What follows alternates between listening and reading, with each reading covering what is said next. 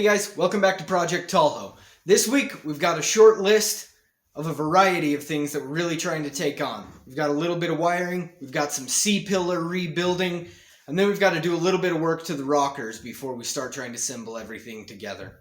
Once we get those three things knocked off the list, I think we're there. Nope, that's a lie. There's one more thing I need to do on one of the A-pillars, and then we need to get a little bit of paint on everything before we start putting it all together. So, let's start taking apart that list and see if we can get it all knocked out this week.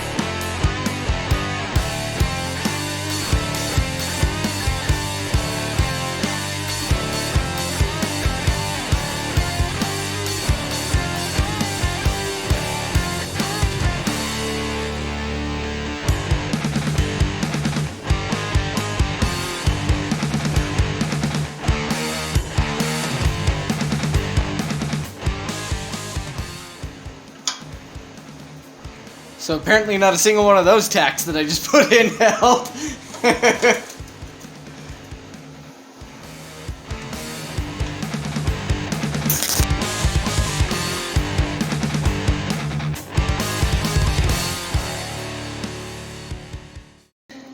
So I've welded in that upper plate there for the most part.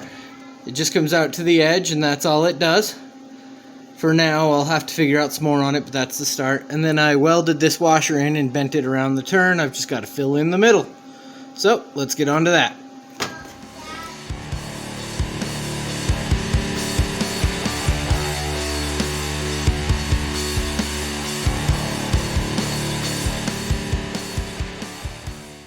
So what you just saw me do there was I used just this big all punch driver.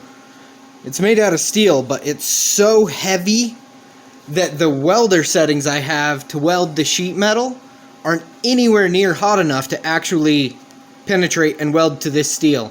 So even though this is steel, I was able to put it behind the weld I did up here in order to provide a little bit of backing to build up that weld. It ended up not really needing much. This thing isn't quite sharp enough on the edge to fit in there very well. But nevertheless, it gave me just that little bit of backing I needed in order to build up that weld and fill up the little hole left by the washer that I welded into the larger hole. So, we just need to grind that back now. And I think all the welding on the interior of the A-pillar here will be done.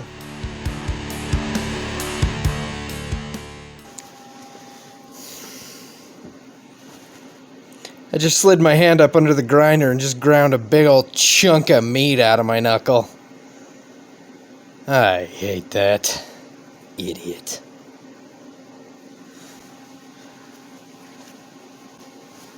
Oh well. So here you can see we've ground it back as far as we're going to bother here on the inside. So we'll just paint all of this up now.